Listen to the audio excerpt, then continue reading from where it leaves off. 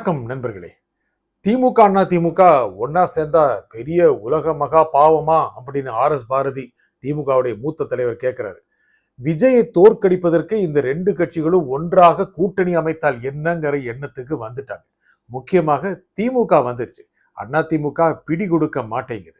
ஆனா என்ன காரணம்? ரெண்டு பேரும் ஒன்னா கூட்டணி அமைச்சாங்கன்னா என்ன ஆகும்? சொந்த செலவுல சூனியம் வச்சுக்கிட்ட மாதிரி ஆகும். என்ன கணக்கு போறாங்கன்னா, திரு விஜய் அவர்களுக்கு தாவேகாவுக்கு சுமார் 35% வாக்கு கிடைச்சது. திமுகவுக்கு ஒரு 32 33, அண்ணா திமுகவுக்கு 20 22, ரெண்டு சேர்ந்தா 50%. ஒன்னா சேர்ந்து அடுத்த தேர்தல்களை போட்டியிட்டாங்கன்னா தாவேகாவை காலி பண்ணலாம் அப்படின்னு பகற்கனவு காண்றாங்க. எங்க ரெண்டு கட்சி சேர்ந்தா வெற்றி சாத்தியமா? அரசியலை பொறுத்த வரைக்கும் 1+1 2 கிடையாதுங்க. சில சமயம் 1+1 5 கூட ஆகும். சில சமயம் 2+3 0 கூட ஆகும். அந்த மாதிரி நிலைமை வந்துடக்கூடாது அப்படின்னு ரெண்டு கட்சிக்காரங்க நினைக்கிறாங்க. ஆனாலும் இருந்தாலும் பொறுக்க முடியலையே. தாவேக ஆட்சிக்கு வந்து 1.5 மாசம் தான் ஆச்சு. இன்னும் 4 வருஷம் 11 மாசம் பொறுத்து இருக்கணுமா அப்படின்னு உதயநிதி ஸ்டாலின் ரொம்ப பொறுமையின்மையோடு இருக்கிறாரு. அதே மாதிரி திரு ஸ்டாலினும் கூட்டங்கள்ல பேசும்போது கொஞ்சம் தளர்வா காணப்படுறாரு. அடுத்த முதலமைச்சர் தானா அல்லது தன்னுடைய மகனா அப்படிங்கிற பிரச்சனை வேற இருக்கு. அவசரப்படுறாரு உதயநிதி ஸ்டாலின். இதைத்தான் மூத்த தலைவர்கள் வெளிப்படுத்துறாங்க. திமுக அண்ணா திமுக கூட்டணி அமைக்கக்கூடிய பேச்சு எதுவுமே நடத்தலைங்க. அப்படி நடத்தினா என்ன தப்பு? நாங்கள் பகையாளிகள் அல்ல, நாங்கள் பங்காளிகள் அப்படின்னு பாரதி சொன்னார். சொல்லிக்கிட்டே இருக்காரு. பங்காளிகளுக்கும் பகையாளிகளுக்கும் என்ன வித்தியாசம்? பகையாளின்னா பாஜக தானமே. பாஜக கிட்ட உறவு வந்ததே இல்லையா? வரப்போவதில்லை அப்படின்னு உறுதி கூற முடியுமா திமுகவுக்கு? திமுக தனித்து விடப்பட்டிருக்குங்க. எல்லா கூட்டணி கட்சிகளும் கையை கழுவிட்டாங்க. அதே மாதிரி அண்ணா திமுகவுக்கு மிச்சம் இருக்கிறது பாஜக மட்டும்தான். பாமகவும் இப்போ தாவேகாவோட ரொம்ப நெருக்கமா இருக்கு. ஏதாவது ஒரு கூட்டணி கட்சி அமைச்சரவையில் இருக்கின்ற கட்சி தாவேகா கிட்ட இருந்து பிரிஞ்சு போனால் உடனே பாமக வந்து கலந்து விடும் அப்படிங்கிற நிலைமை தான் இருக்கின்ற ஒரு சூழ்நிலையில இப்போ அமைச்சரவையில் இருக்கின்ற எந்த கட்சியும் தாவேகா அரசிலிருந்து விடுபட்டு போகாதுங்கிறது உறுதியாக சொல்லலாம். விடுதலை சிறுத்தைகள் அப்பப்போ ஊசலாட்டத்தை இருக்கிற மாதிரி காண்பிக்கும்.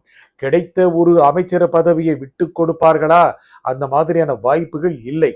ஆனா சிபிஎம் போன்ற கட்சிகள் விமர்சனம் பண்ணிக்கிட்டு தான் இருக்காங்க. முக்கியமாக சிபிஎம் சிறந்த ஆட்சி தாங்க நடத்தணும், நடத்திட்டு இருப்பாங்கங்கிற நம்பிக்கை எங்களுக்கு இருக்கு அப்படின்னு சொல்றாங்க.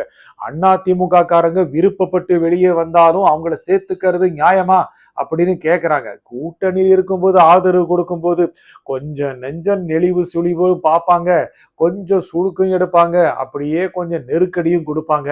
அதெல்லாம் சிபிஎம் பண்ணித்தான் இருக்காங்க. ஆனா திரு விஜய், முதலமைச்சர் விஜய் ரொம்ப அமைதியா இருக்கிறாரு. எதிர்கட்சிகள் என்ன நடக்குதுங்கிறத ரொம்ப கேர்ஃபுல்லா பாக்குறாருங்க. என்ன நடத்திட்டு இருக்காங்க, என்ன பிளான் அப்படின்னா பாரதி சொல்றாரு, மக்கள் எங்களை எதிர்கட்சியில உட்கார வச்சுட்டாங்க. யார? திமுக அண்ணா திமுகவை. தொண்டர்கள்னா ஓரளவு மனநிலைக்கு வந்துட்டாங்க. என்னதான் இருந்தாலும் ஆளுங்கட்சி தாவேகா, எதிர்கட்சிகள் ரெண்டு, ஒன்னு திமுக இன்னொன்னு அண்ணா திமுக. அப்படியே கொஞ்சம் கொஞ்சமா ஜெல் ஆகிடலாம்னு பாக்குறாங்க. இந்த மாதிரி எதிர் முன்னிலிருந்து போட்டியிட்ட கட்சிகள் யாரோ ஒருத்தர் வரக்கூடாது அப்படிங்கிறதுக்காக ஒன்னா சேர்ந்து அரசியல் பண்ணாங்கன்னா அதுல ஒரு கட்சி அத்தோட டமால் ஆயிரும். திமுக அண்ணா திமுக யார் அப்படி ஆவாங்க?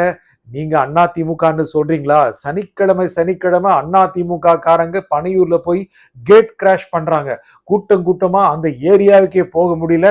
அப்படியே கூட்டமா வந்து தாவேகால சேர்றாங்க. பெரிய பெரிய தலைவர்கள்லாம் வந்து சேர்றது வெளியே செய்தியே வராம போயிருது. ஏன்னா அந்த அளவுக்கு தாவேகால சேர்வதற்கு மக்கள் முட்டி மோதிக்கிட்டு இருக்காங்க. இந்த சூழ்நிலையில திமுக இருந்து யாரும் போன மாதிரி தெரியல. சில தலைவர்கள், கீழ்மட்ட தலைவர்கள் போயிருக்காங்க. ஆனால் இருந்தாலும் இன்னும் கொஞ்சம் காலம் கனிய திமுகவில் இருந்தும் மக்கள் சென்று தாவேகாவில் சேர்ந்து விடுவார்கள் சூழ்நிலை இருக்கிறதுனால நமக்கு இருக்கின்ற ஒரே கட்சி அண்ணா திமுக தான் அப்படின்னு திமுக ஒரு முடிவுக்கு வந்துருச்சு. ஆனா அண்ணா திமுக அப்படி இல்லைங்க. எடப்பாடி அப்படி இல்லை. என்ன நினைக்கிறாரு அப்படின்னா, திமுக ரொம்ப பதற்றமா இருக்கு. முக்கியமா உதயநிதி ஸ்டாலின் ரொம்ப பதற்றமா இருக்கு.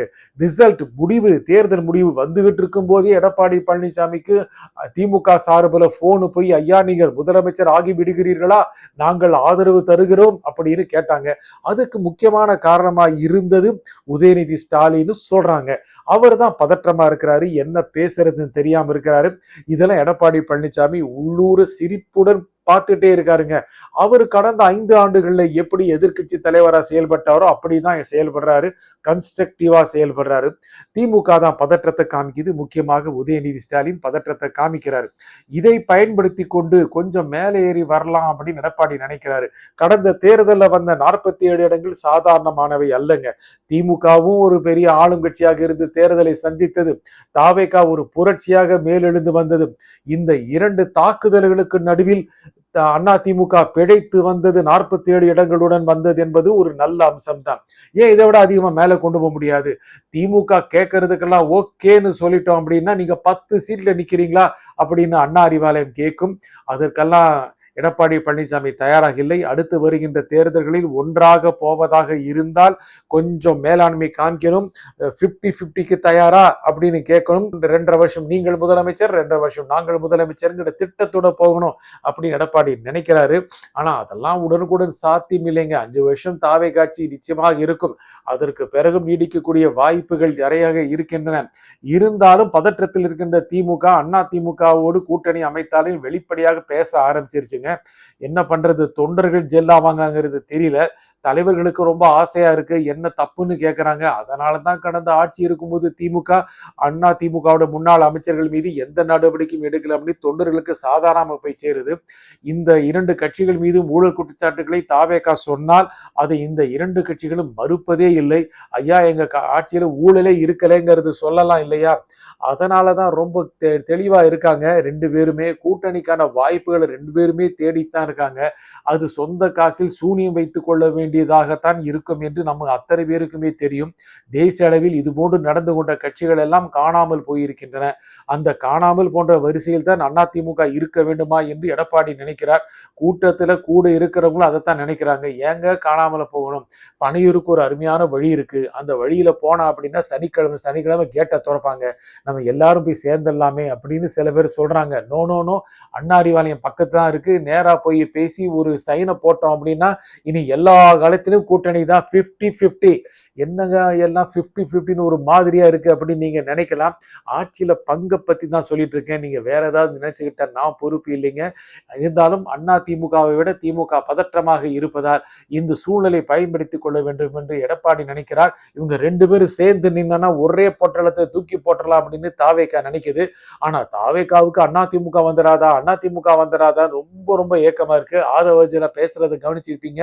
தாவேகாவும் அதிமுகவும் இணைந்து அந்த சக்தி ஒன்றுமே செய்ய முடியாதான். என்னங்க அது கிளைக்கழகமா?